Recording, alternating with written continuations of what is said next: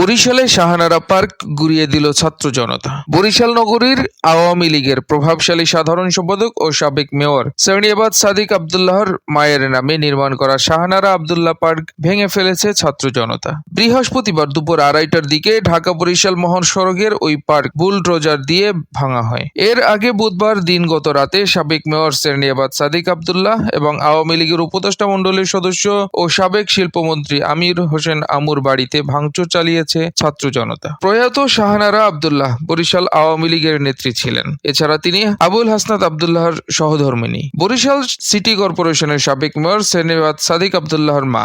সরেজমিনে গিয়ে দেখা গেছে বৃহস্পতিবার বেলা 11টার দিকে বৈষম্য বিরোধী ছাত্র আন্দোলনের নেতাকর্মীরা বিএম কলেজের মূল ফটকে জড়ো হয়। এ সময় তারা মহাসড়কে নির্মাণাধীন শাহানারা আব্দুল্লাহ পার্ক ভাঙার সিদ্ধান্ত নেয়। এরপর তারা পার্কের উদ্দেশ্যে রওনা দেয়। শাহানারা পার্ক 2:30টার দিকে বুলডোজার দিয়ে ভাঙা শুরু করে প্রায় 3 ঘন্টা গুড়িয়ে দেয় ছাত্র জনতা। এ সময় স্থাপনা ভাঙতে প্রত্যেক আঘাতে আঘাতে ছাত্র জনতাকে উল্লাস করতে দেখা গেছে। আজিজুল ইসলাম নাঈম বলেন, পালিয়ে যাওয়া স্বৈরাচারী সরকারের কোনো নাম নিশানা এদেশের মাটিতে থাকতে দেব না। তারা পালিয়ে গেলেও তাদের দোসররা দেশকে অস্থিতিশীল করতে ষড়যন্ত্র করেই যাচ্ছে। বর্তমান সরকারের আমলে যখন মানুষ নিশ্চিন্তে যে যার ঘরে বসবাস করছে, ঠিক তখনই স্বৈরাচারী হাসিনা ভারতে বসে উস্কানিমূলক বক্তব্য দিচ্ছে। তার বক্তব্যের উদ্দেশ্য দেশে অস্থিতিশীল পরিবেশ তৈরি করা। ফ্যাসিবাদী সব ষড়যন্ত্র রুখতে ছাত্র জনতা ঐক্যবদ্ধভাবে কাজ করবে বলে জানান। তিনি আরো বলেন, সাবেক মেয়র সাদিক আব্দুল্লাহ তার ক্ষমতায় গায়ের জোরে মহাসড়ক দখল করে এই পার্কটি নির্মাণ করে। পার্কটি ভেঙে ফেলায় যানজট থেকে মুক্তি পাবে নগরবাসী। তথ্য